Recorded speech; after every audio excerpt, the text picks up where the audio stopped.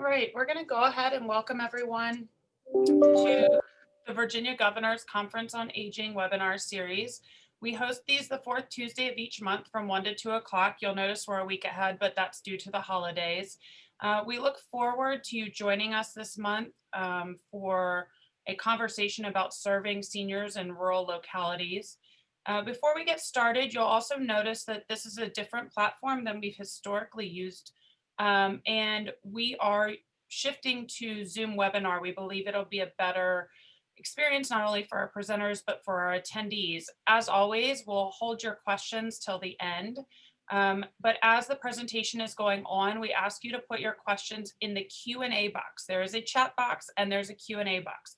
Please put your questions in that Q&A box and we'll take those at the end. The other great part about Zoom webinar is it will allow you, once we call on you, to unmute yourself and turn your camera on if you like, you don't have to, and ask your question live to the presenters rather than just having your question read aloud to a moderator. So it creates that extra level of engagement, which we think will, in the end, create an overall better experience for everyone. So again, put all your questions in the Q&A box. If you need anything from us or just want to share comments, you can always use that chat box as well. So as always, we want to thank our sponsors, our conference partners and presenting sponsors that have made the Virginia Governor's Conference on Aging and the webinar series possible. The Virginia Department for Aging and Rehabilitative Services, along with the Virginia Association of Area Agencies on Aging, are our lead conference partners that have spearheaded this and led the efforts, along with our steering committee. Our presenting sponsors, Dominion Energy, Virginia Housing, and AARP Virginia, longstanding sponsors of the conference, and we couldn't have done this without them. Each month, we like to highlight some of our sponsors and our exhibitors that we would have seen in May of 2020 and we hope to see in May of 2021. But again, want to say thank you to each of them for financially supporting, and with their support, a lot of these organizations are represented in our different steering committees. So again, we couldn't do this work without them. I encourage you to visit the Virginia Governor's Conference on Aging website, vgcoa.com, and take a minute to learn more about our sponsors that are listed there. They're all linked. Learn about our exhibitors. There's contact information for each of them. They've taken the time to invest in us, and I hope each of you will take the time to learn a few more things about them, take a few minutes to learn about them. So with that, I'm going to turn over the rest of this to Regina and let her introduce not only our topic, but our speakers, and that way we can go ahead and get started. Thank you, Martina. It truly is an honor today to introduce our two prestigious guest speakers. We have Donna Harvey and Marianne Spanos. The topic today is serving rural older Americans. The answer is yes. And these AAA directors will be able to talk to you all today about expanding their programs despite the barriers and challenges during COVID. They aren't just thinking outside the box. As I say, they're thinking geometrically on every surface, angle, and plane, so that hopefully we can all learn from their experiences today. Our first speaker is Donna Harvey. She has served as the CEO of Northwest Iowa Area Agency on Aging, based in Waterloo, Iowa, since October of 2016. She previously served as the director of Iowa Department on Aging from January 2011 until joining the Northeast Iowa Area Agency on Aging. I think it's NEI3A. So before her appointment to Iowa Department on Aging, she was the executive director of the Hawkeye Valley Area Agency on Aging from 1987 to 2011. Her past experience also includes director of the Iowa Northland Regional Transit Commission, Assistant Director of Adults Incorporated, and Administrative Officer within the Iowa Department of Transportation.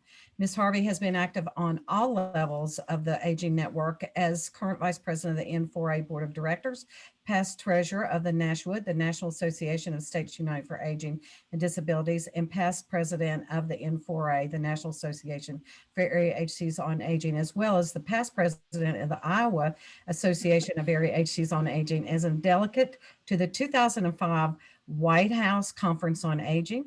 Ms. Harvey has also served on the National Advisory Committee on Rural Health and Human Services, the National Resource Center for Human Service Transportation Coordinating Steering Committee, the National Elder Care Locator Advisory Committee, and has testified before the U.S. Select Committee on Aging, the U.S. Senate Appropriations Committee for Health and Human Services, as well as the U.S. Senate Judiciary Committee. Ms. Harvey is a certified leadership trainer with the Civitan International. She has served on many local community boards and in volunteer service organizations. So we are so pleased to have her. Our second presenter is Dr. Marianne Spanos. She completed her Bachelor of Science in Physical Therapy at the State University of New York at Buffalo in 1986 and her doctorate at Boston University in 2005. She has worked in geriatric rehab for close to 20 years before her appointment in 2007 as Chautauqua County's Office for the Aging Director. She represents Region 2, which is parts of New York and New Jersey, and is currently Vice President of the M4A Board of Directors. Chautauqua County AAA, also known as the Office for Aging Services, is a rural agricultural community located in the southwest corner of the New York state bordering Pennsylvania. About 25% of the population of the 129,000 residents are 60 plus years old.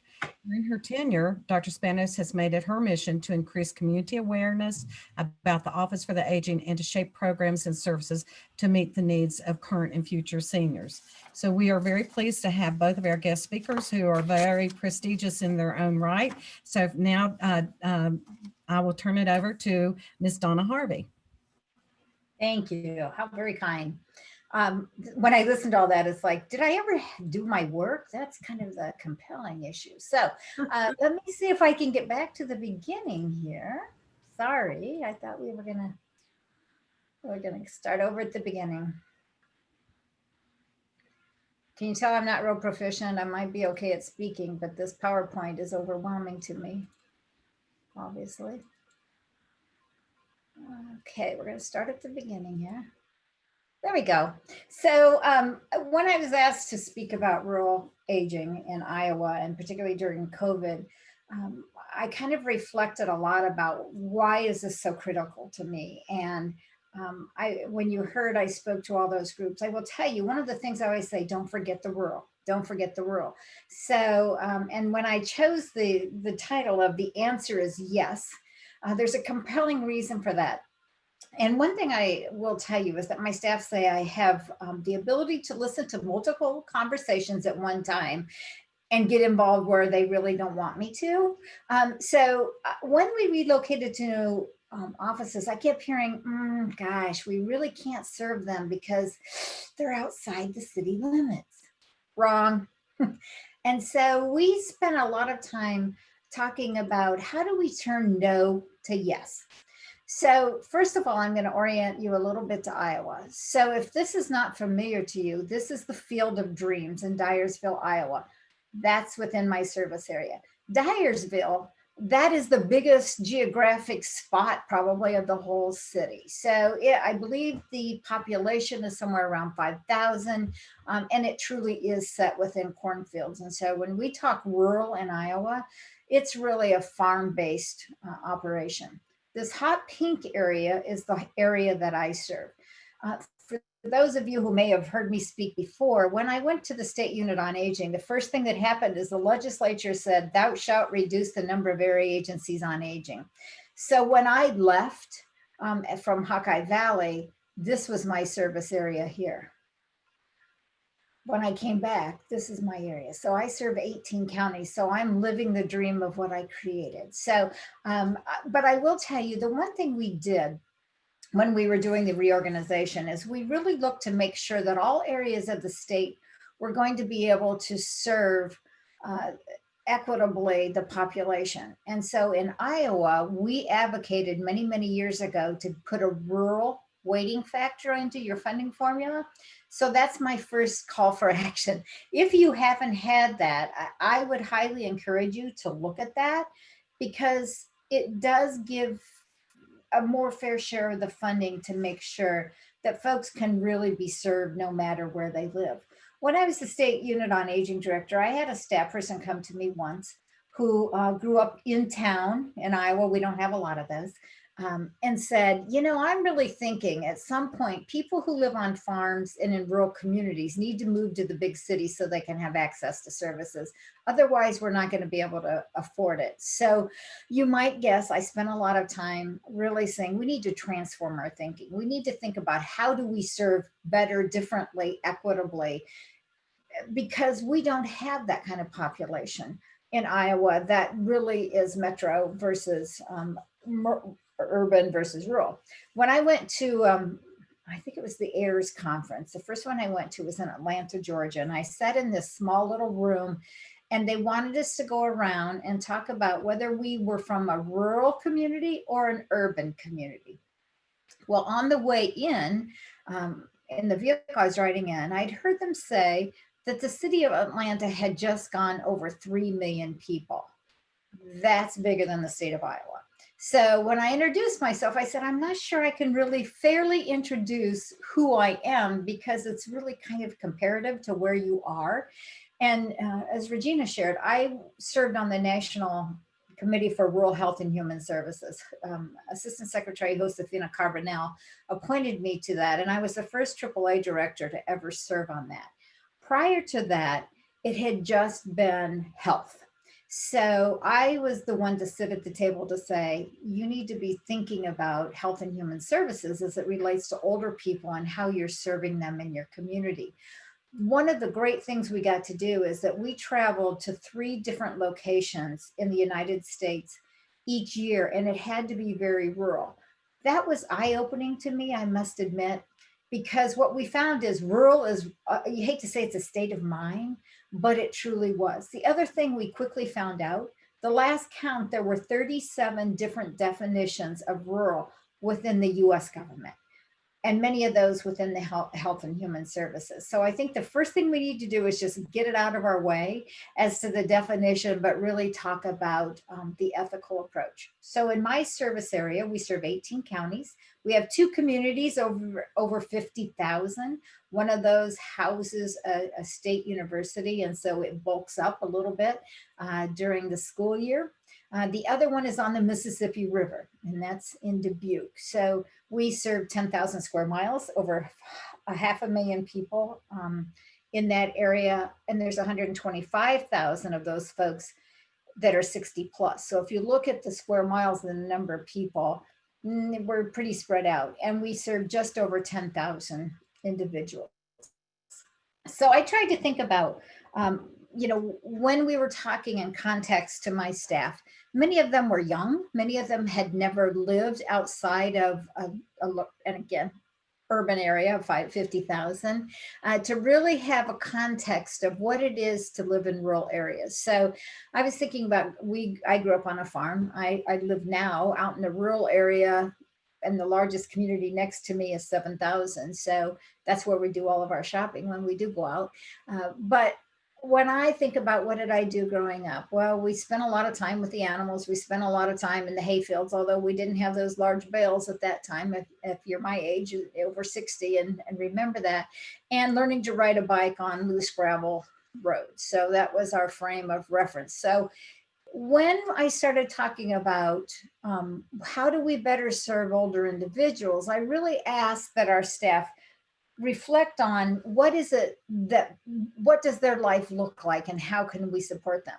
Then I thought about what did I look most forward to growing up, because I remembered that we were able to have a friend come and spend the afternoon once or twice during the summer, that my parents would go in town and bring them out to us to stay. Otherwise it was family or just our immediate family. So the Chiclets gum, we used to look forward to the feed man coming, and he would give each of us a little package of Chiclets gum that had 2 little squares in it. And that was like big stuff because we didn't get gum growing up.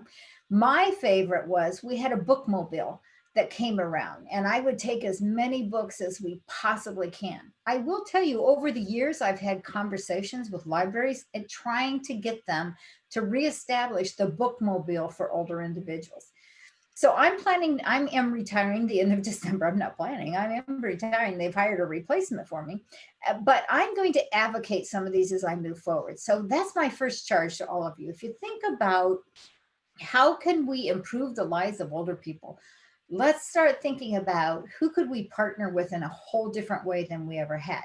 The Fuller Brush Man, that may not be familiar to you, but he was a person that came around knocking on doors and sold household cleaning goods and some different flavors. And there were a variety of those. I will tell you, my mom was not supportive of them and made us hide many times when they came to the door, but we all looked forward to it because it was somebody new coming to the door.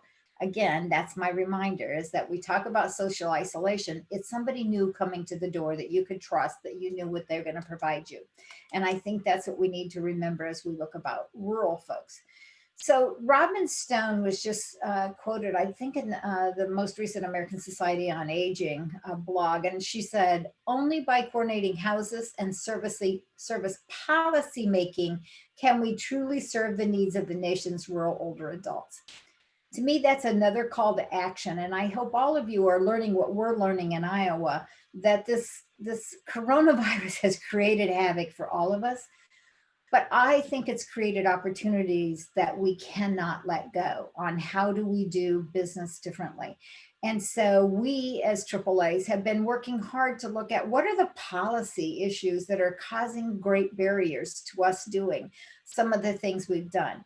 So Mary Ann's going to share in her presentation some of the things she's done. And I will tell you, there's a couple of them that are still barriers in Iowa. So I told her, get ready, I'm going to follow up because I need to figure out how we break through that wall to figure out how do we do it differently. I'm just going to give you another reference. If in fact you are truly interested in looking at rural issues, ASA put out this journal last year. Let's see, it was summer of 2019. It seems like forever, but it is packed full of articles about aging in rural America. So I really would encourage you. So the other thing I'm trying to say to our staff now is that one size does not fit all. I love this graphic. My communications director found it. But I think it's the epitome of what we need to think about moving forward. When I came into the network, starting in 1983, actually, I worked for an organization that had the first rural adult daycare in the United States, which closed about 10 years later because I will tell you, we spent more time on the road trying to transport people in than we did actually providing supportive services. And I think that was a lesson learned, is that if in fact you're going to transport people, you have to have the quality of service on the other end. So we are really refocusing our services to say, what do they want? So rather than trying to design a package and say, guess what, you all need to fit in here, we're trying to say, okay, let's do individualize the best we can. Why do we want to design a whole new system to serve one or two people? Can we not just individualize the service? So when I say, we've started saying there is no word called no. So what we've said is when you're apt to say no, then you should sit down with your counterparts and say, how can we say yes? So when we looked at meals, how can we get meals out? Because we, like many of the other parts of the country, try to figure out how do we keep older individuals at home. What we found is we didn't have restaurants in a lot of small communities that we could work with. Our food vendor wouldn't deliver. Mom's Meals was at capacity. So what could we do? So what we did is we designed packages of groceries for 14 days that would meet the basic dietary guidelines. And then we signed contracts with local groceries. And in that included, they had to deliver no matter where the individual lived. What we found is the barriers that we find as organizations, they didn't find as barriers. They saw them as customers. So they wanted to do that. And now they want to be our partner going forward. So I think, the creativity we found once we started saying, oh, there is no, let's figure it out. We're looking at home modifications. We're working with Habitat for Humanity to try to get ramps built. But what we're finding, there's a lot of unemployed individuals that are more than happy to work with us. And we just need to realize it's okay to contract with somebody that's not an organization to make that happen. And I know this is happening around the country. So what have we done during COVID? I'm trying to be on it, honoring the time. So that's why I keep looking so I don't cut Mary Ann short because I have questions for her. But we did enter into a contract with Mom's Meals. And what we asked them to do is to really focus on areas where communities were too small to support a meal program, or were residing on farms, and it's going extremely well. We find that they're kind of running at capacity because we're all working them hard. Well, in Iowa, and I don't think they come to Virginia, but we have the Schwann's service, which started out as ice cream, but now has a lot of, and I was looking at their catalog last night, and I thought, they have meals for $5.75. That's cheaper than what we pay under contract. We might look at them next because they go anywhere in rural areas that we possibly can. So that's why I think, we need to think differently and outside our box. We have some great restaurant partners. And again, we said, you've got to figure out the delivery because we can't do it. And so they stepped up, they were able to do it. We are really excited about GrandPads. If you're not familiar with it, you can look at grandpad.net. But it's an IT platform, but it's run from like a cell phone. So you don't have to have internet. They have great customer support. So our job was to get the GrandPads out, and then they support the individual, the older person. We started out doing this for the caregivers because what we heard first and foremost is caregivers are at their end of being stuck at home, providing care day after day without being able to interact. So they set it up. You control who has access. So we are also the National Resource Center for Senior Medicare Patrol and SHIP. And so we're very careful that we don't want people, so these folks were lucky. They didn't get one political call. They're not getting how you re-enroll in Medicare. They choose who's going to interact with them.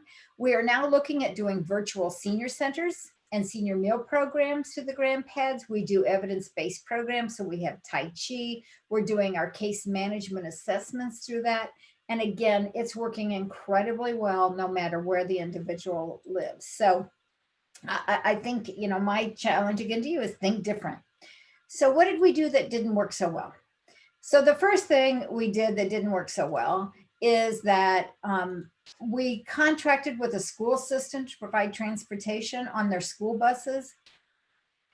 If you've not thought about that or done it, next time you're near a school bus, try stepping up inside there and know that somebody who's 75 cannot traverse those steps. Then you get inside, the bench seats are very hard. Very few have seat belts.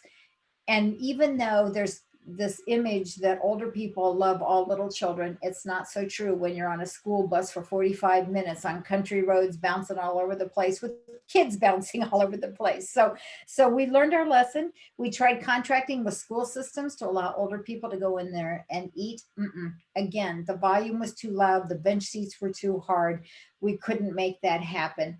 The other big failure that we continue to have that I really am challenging all of us to think about is we oftentimes sit in a room and come up with solutions without including the people who depend upon us to provide that service. And so going forward, we are now looking at how do we do better to really solicit input from older individuals. And we are working with a private Lutheran college right now. The kids are looking for an experience because they can't do face-to-face. And so they're going to be doing some telephone interviews, and we're having them focus on very rural, small communities that don't have a lot of support services to kind of hear, what do you want? What do you need? And from that, then we can build that out. So I'm going to pause there because I think my time's about up because I want to hear what Mary Ann has to say.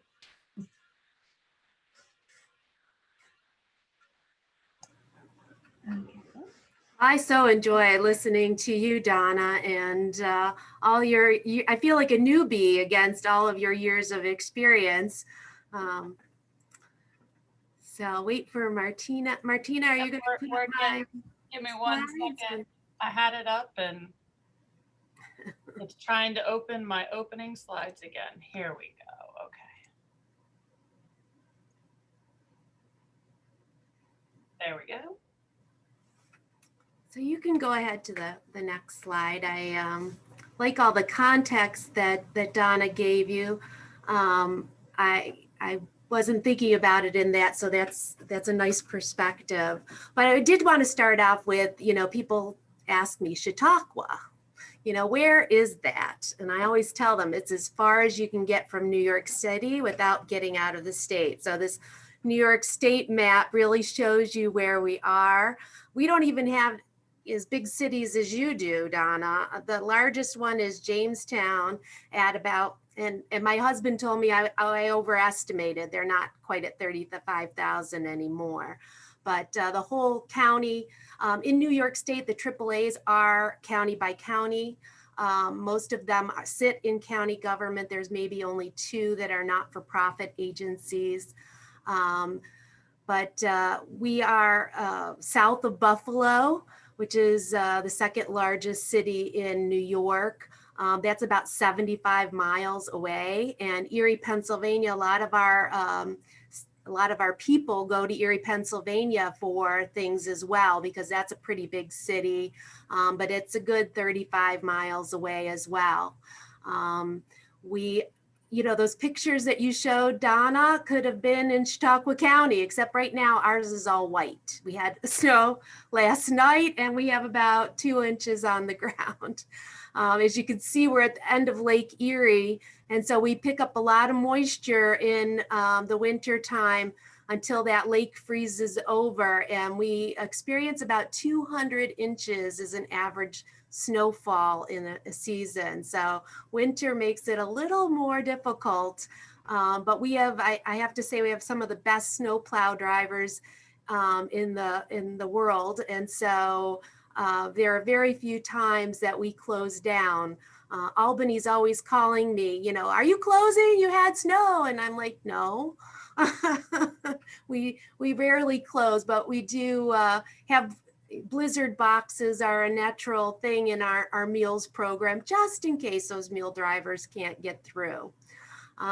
We also have a pretty significant Amish community in and around, and they're a hard group to break into, but I've been thinking about them a lot during this COVID crisis, and as the Department of Health rolls out vaccinations for that community, trying to connect with them more. Especially, we have a shortfall in a lot of as many of you are experiencing, home care agencies, and a lot of the Amish do in-home care, and how can we connect them with seniors who need that care is something that I've been thinking about. And also, I didn't explain, but we are very close to the Seneca Nation. In fact, our name Chautauqua is an Indian name. But the Seneca Nation kind of surrounds us. It touches a little bit of our northern part of our county, but it's mostly in Cattaraugus County. So next slide, please. So I'm going to take you through the story of, kind of what's happened to us during COVID in New York. We were one of the first states that really was affected. I mean, there was a lot out in Washington state, but New York City followed close behind, and, our lockdown that happened.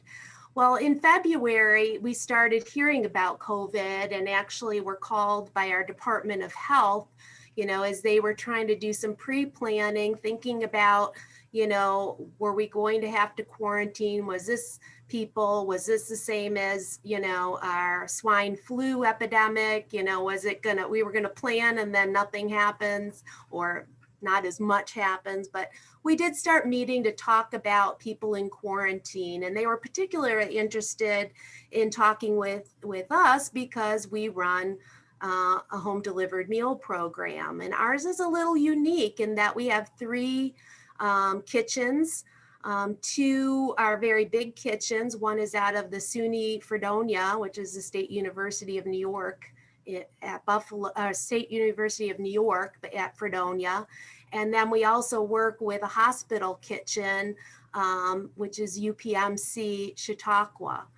And then we have a little community kitchen that we didn't really bother to, they serve 4 little townships, but these kitchen capacity was very important. And we do a frozen, it's a cook chill, but they also freeze meals for weekend use. We talked to them, what would somebody need, if they were quarantined? And we came up with this Q pack, which was 7 days of nutrition, breakfast, lunch, and dinner. What would we need to produce that Q pack? And so we had the frozen dinner meals, very easy to get out of our kitchens. We tapped our local food bank, it's called Feed More of Western New York, to get a shelf-stable box of breakfast and lunch items. Of course, we didn't know how many people were going to need this service. Back in March, we were just guessing, but we needed to bank some meals and we needed to store things. So we were looking for freezer capacity all over the county. Who's got what? Who can store what? And then how are we going to get it to people? If people are quarantined because of COVID, they either have it or they've had a close contact. Really was not enamored of putting this on our Meals on Wheels trucks that were serving older adults. So we talked to the Sheriff's Department and to the Department of Health could they possibly deliver it? And that's exactly what has happened. The Sheriff's Department will drop that. So we banked about 1,400 meals, and that was a guess on my part. 100 people for 14 days. We weren't sure if they need 7 days of nutrition or 14 days of nutrition. So we just came up with that, and they have a good shelf life. They last about 6 months before we'd have to rotate them back in. So we banked 1,400 meals at schools and churches and in our jail kitchen. The jail kitchen made a lot of sense because the sheriff was deploying them, but they didn't have enough to do the 1,400 meals plus the shelf stable boxes. Feed More of Western New York put together, we were thinking of putting together our own boxes, but they did it for $20. And it was 7 to 9 days of breakfast and lunch items. The only thing we had to make sure is that the person had a can opener because some of those things were in cans. And then, as I said, we had to have a, delivery protocol with the Sheriff's Department, as well as, tracking those Q packs. Who took them, getting an inventory, and then billing the Department of Health so that they could bill FEMA or whatever state funding they were getting. So next slide, please. So then March came and everything started to close down. And I was very pleased that our county executive included myself as part of his COVID task force in those initial meetings. It was only the Department of Health and myself was the only other department besides emergency services, sheriff, doctors, the county executive team. But, they realized early on how important keeping older people safe was and making sure that they had the necessary things to stay home. Our congregate meals closed, adult daycare programs closed. We have a lot of senior employment that stopped, and many of our staff had to start working from home. But we had a lot of people, we had a few people, I should say, still in the office. I still came every day, as well as my nutrition coordinator, because the number one thing we were giving out was food. And we were having to change things daily or come up with new protocols. And of course, our Aging and Disability Resource Center, which is called New York Connects, was here answering the phone every day, making sure that people knew the correct information and got connected to the right people and triage things. So next slide, please.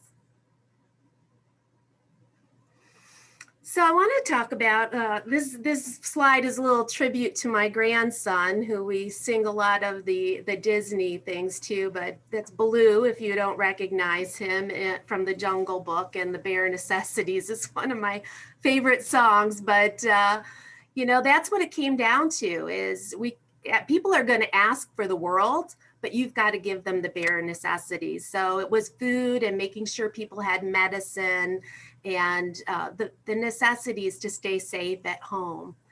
And one of the great things that we did early on, because we knew there was going to be a run on food and people calling, asking for home delivered meals. And we didn't want to overwhelm that system. And I was a little unsure of our Meals on Wheels assessors. They are not our regular case managers. They just assess for the Meals on Wheels program, that they wouldn't be able to separate, who really needed that daily delivery as opposed to who needed something else. And so we shifted our dietitians to start answering the phone, and they did that from March until the end of June. And it was a great thing because we found out that there were a lot of people who didn't need a home delivered meal, but we were able to do other things. We were banking food for the health department. So sometimes if somebody was really in need but didn't need a home delivered meal, we were dropping 7 days of meal on their porch, which was a lot less expensive than doing the daily home delivery. Big thing we needed to do is develop new protocols for delivering meals. And I really had a tough time with some of our, the Meals on Wheels delivery services are independent not-for-profits in our community. So I'm their major funder, but I don't run them. But it was really important that we instituted some new protocols about how they were delivering those meals. And it took a lot of education about COVID and a lot of repeating the same messages about, you are not going into the client's home. You are going to leave it at the door. And they had every excuse in the world why they had to carry it in and put it in their refrigerator.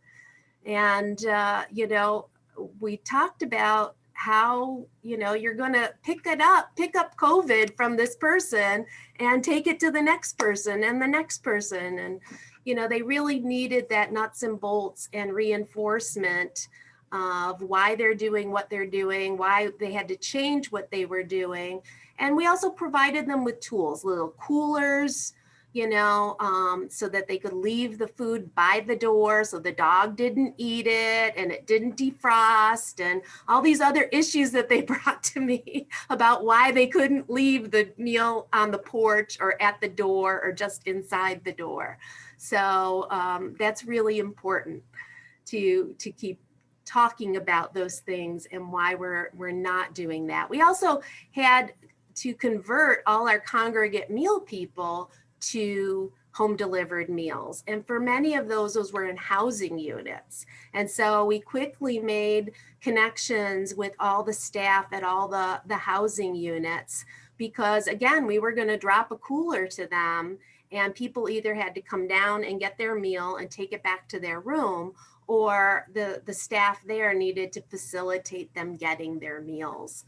And they're still doing that today. So we have a restaurant dining program that I want to tell you, I'm going to talk to you a little bit more about on the next slide, but we were immediately, because a lot of the rules around Older Americans Act and New York State suspended a lot of rules for our programs, we were able to convert those to takeout. Not all of them did it. Some restaurants closed down for 3 or 4 months, and some of them have never opened back up again. But a few of our dining out restaurants, we have about 6 around the county, did stay open, and they really felt that our dining out program helped them stay afloat during COVID. So we're looking to expand that.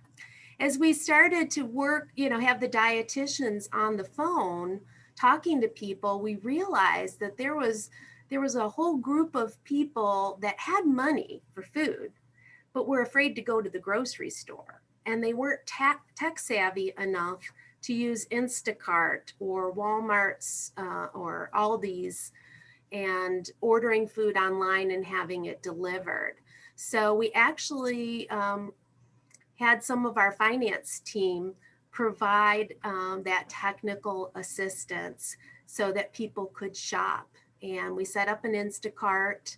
I remember the one of the finance people came to me. She goes, after the first order, she goes, I had to read every Campbell soup label to this gentleman before he would buy his soup. But they enjoyed it tremendously, and it really helped a lot of people. But then we also had a lot of people who had SNAP benefits. And that was a challenge. We had talked to social services about how could we use their SNAP benefits to shop for them online. And they actually helped us to streamline a consent.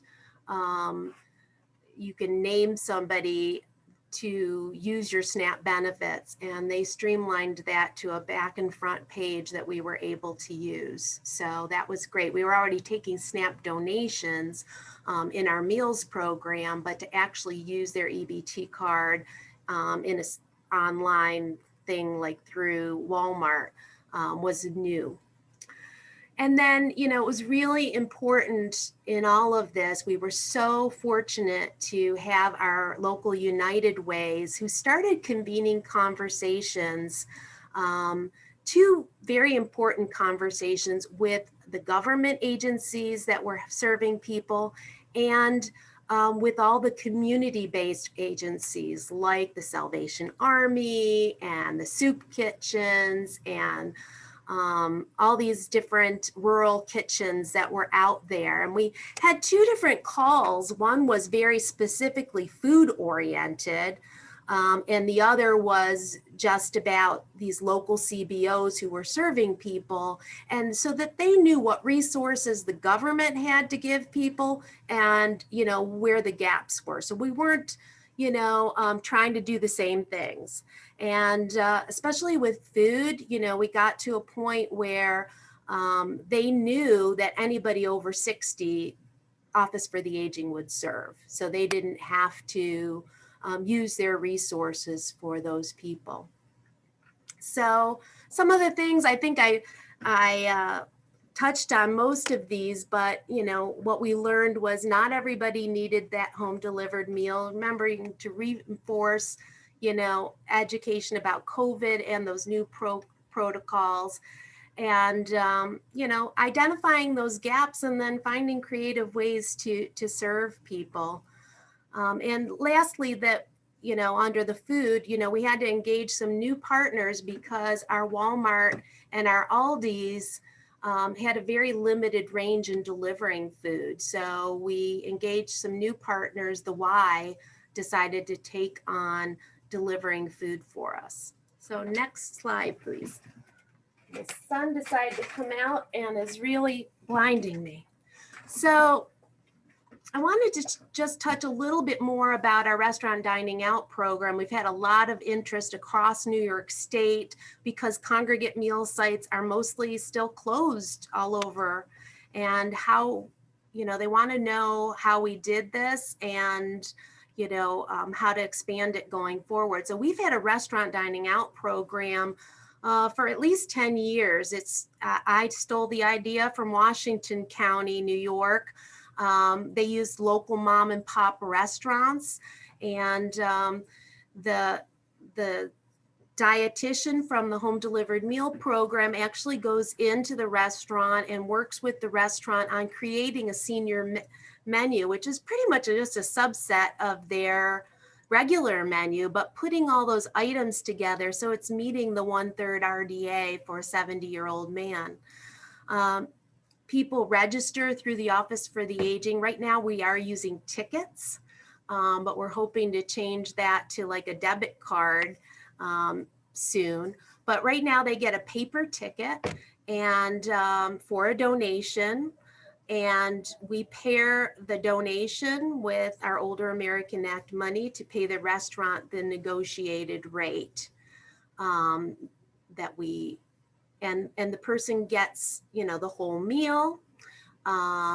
They had been required to eat that in the restaurant, and everything is included except the tip. And then the tickets become our way to track who gets that meal and reimburse the restaurants. And it's been very popular, especially with younger seniors. In the summertime, they love to go all over our county and trying the different restaurants. They take their friends with them.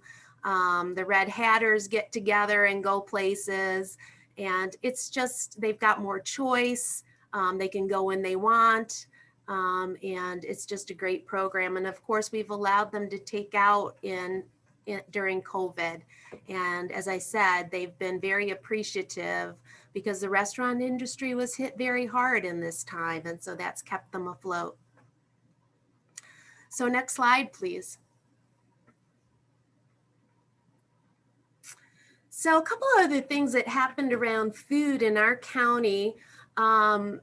One, we were approached by a very big dairy. As you could see, farming and dairy is huge in our county, and Friendship Dairy is not too far away.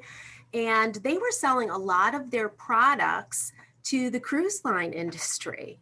Well, when that all shut down because of COVID, they had this huge amount of excess product that we used in our meal programs. We gave it to different people. We distributed it to CBOs in the county, and there was still so much product that we connected them with our state office for the aging to try to get product otherwise. They just wanted to give it away. It was going to spoil if they didn't. So there were others that this happened across New York State. Most of the time it was New York State Office for the Aging calling all of us and saying, what do you need? Or we have an excess of this because their clientele dried up.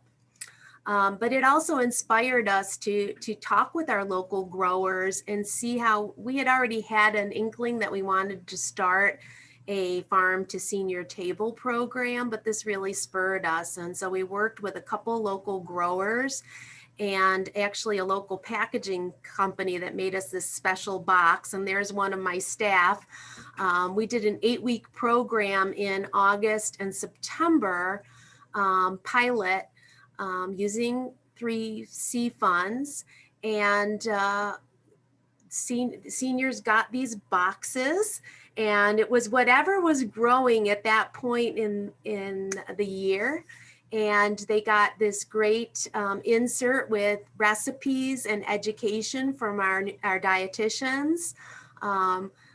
It was just really a great thing. They drove up in their cars. We had a 2-hour window once a week. Luckily, the weather was nice most of the time, but we did have a few canopies for rainy days.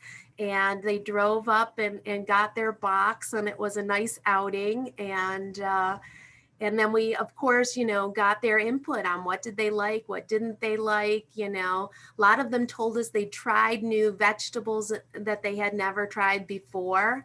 So it was a really cool interaction, and one we hope to expand on in the next year. Next slide.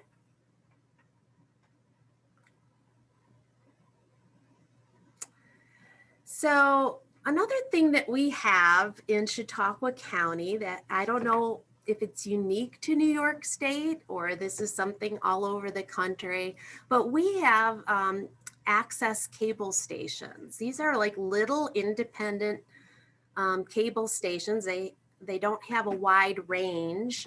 The one Chautauqua Sunrise is on Access Channel 5 in the Mayville area where my office is, only serves a few townships, but there are like 5 or 6 around the county, one in Jamestown, one up in SUNY Fredonia. Anyway, this Doc Hamels who does a show on the Access Cable 5 and has a little talk show on Saturday mornings you can call into. It's called Chautauqua Sunrise. He has me on there often. He has a whole crew. And anyway, he kept asking me, what can I do to help? What can I do to help? And we started with some PSAs from the county executive and the director of the Department of Health and the doctors to put out some good information about what was going on with COVID. And then that morphed into like, wow, as time was going on and people were feeling isolated, how could we get our health and wellness programs out there? And so he started meeting, we recruited some of our volunteers and some of our dietitian who runs a SNAP education program called Eat Healthy, Be Active. And we started recording these, and he plays them on the access station, several times a week. So people can just tune in and watch those things. The other thing is that he also would record them and post them to YouTube and give us CDs that we could give out to people. So a really great resource. Next slide. I think we're almost done. And then this was a couple other, projects that we had for social isolation. Of course, like many of you, as lockdown started happening, our staff and our contractors all started calling to check on people.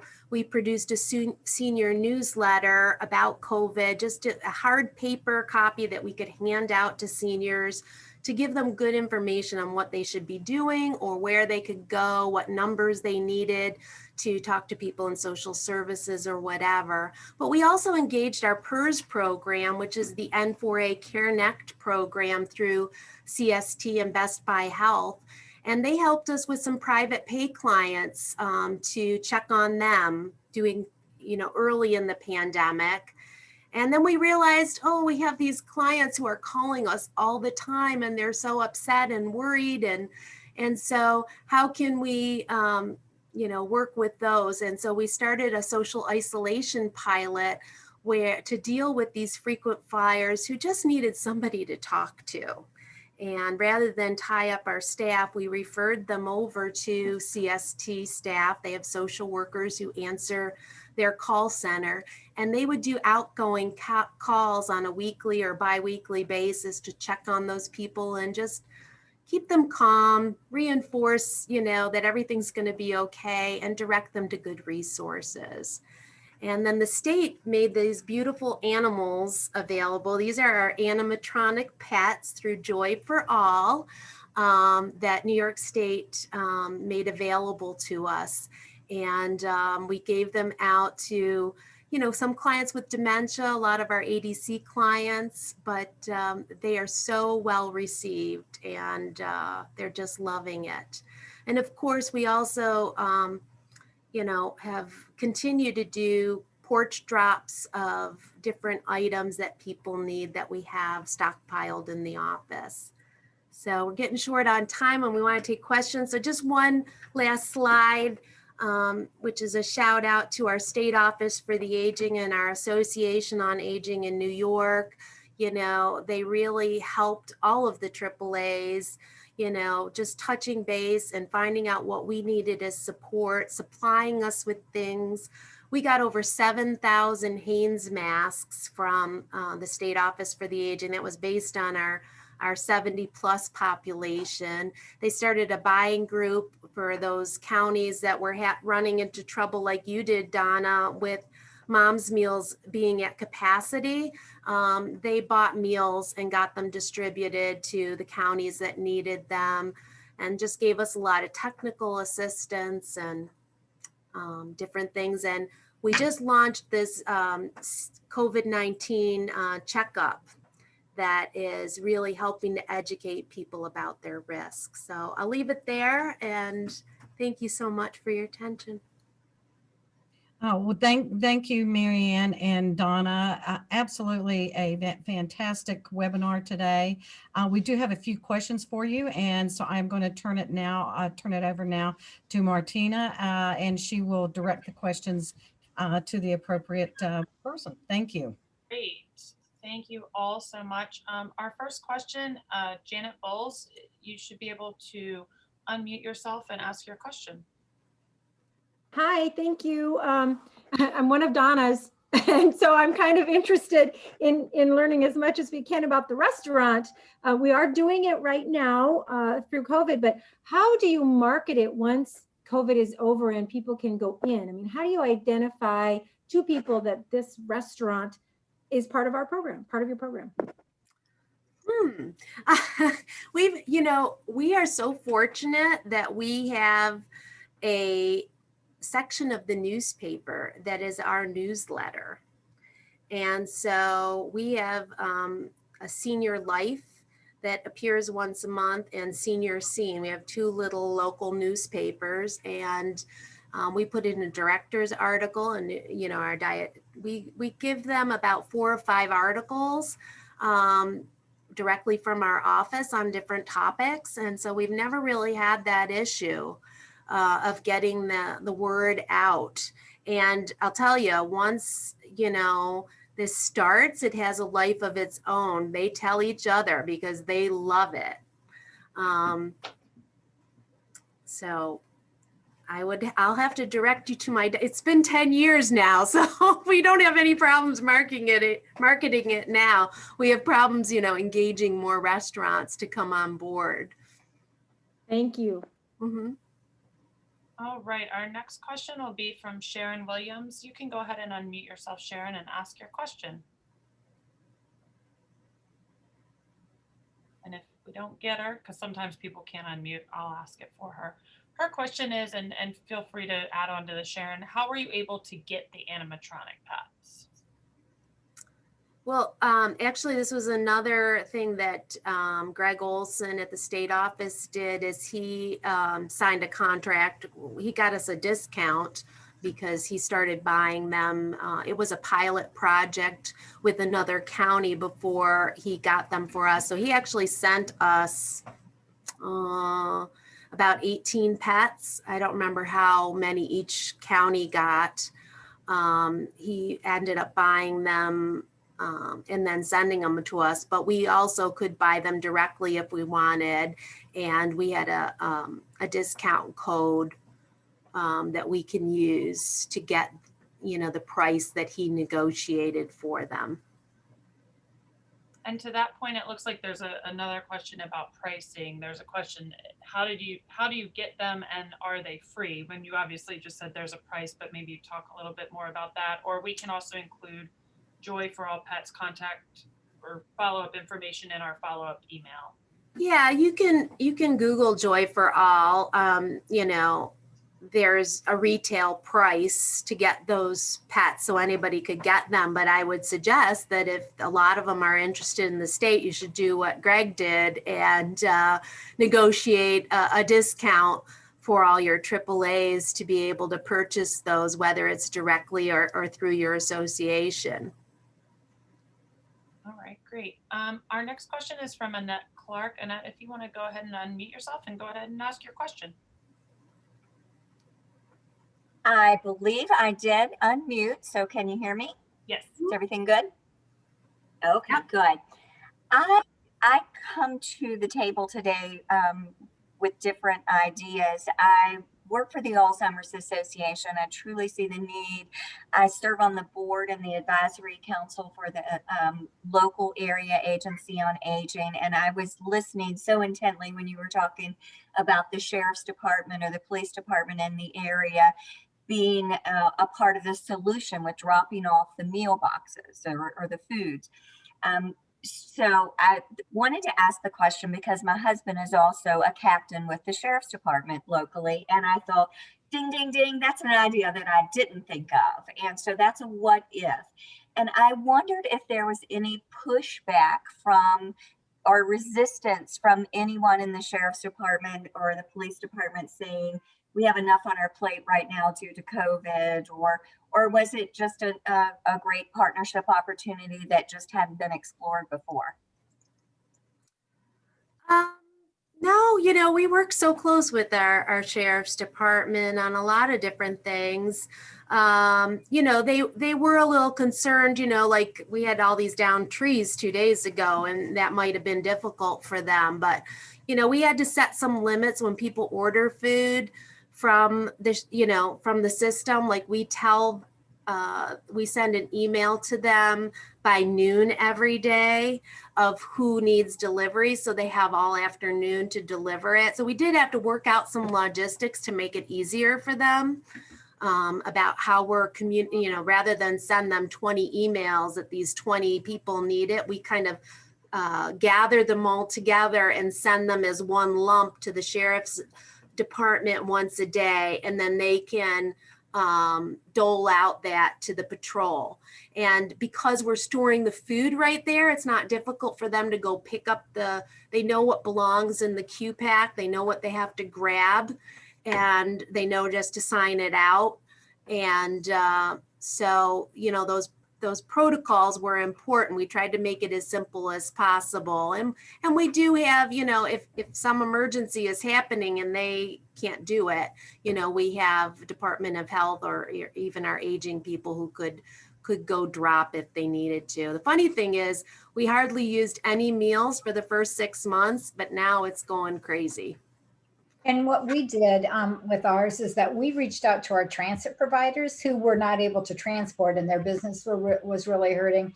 And so we contracted with them, and that included private providers as well as our public transit. And we deliver 1 day per week. And so that might be another option to think about, is think about who's in the transportation business that's really hurting right now, that maybe we could become a better partner with, that would help get those out as well.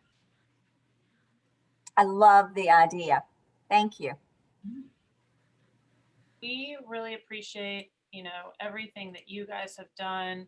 I'm going to share one last screen real quick before we wrap up.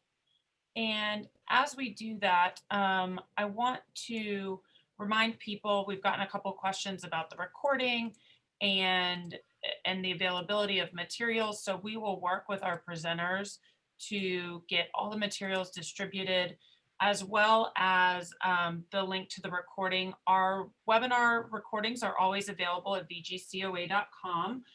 Again, this is our contact information for each of our speakers. We ask that if you do email them, please list the VGCOA webinar, just because I'm sure their inboxes are as crazy as everybody else's are. So if you want to reach out to them, there you go. Also, our next webinar will be December 15th from 1 to 2 o'clock, talking about supporting caregivers and professionals in aging services during the holidays and what is already a stressful time, and maybe even more added stress with the holidays. So again, thank you so much for joining us. Thank you again to our speakers for taking time. It's nice to kind of stretch our wings and reach outside of the Commonwealth of Virginia. We get attendees from outside of Virginia all the time, but it's nice to have some outside voices and share some creative ideas. So, and again, thank you to all of our sponsors that made this possible, and to all of our attendees that joined us today. We hope it's a really great experience, and we're always looking for input and new ideas on webinar topics you'd like to hear about. So please do not hesitate to reach out to us about those webinar topics you'd like to hear more about. So thank you guys so much, and we will see you next month. Thanks. Thank you.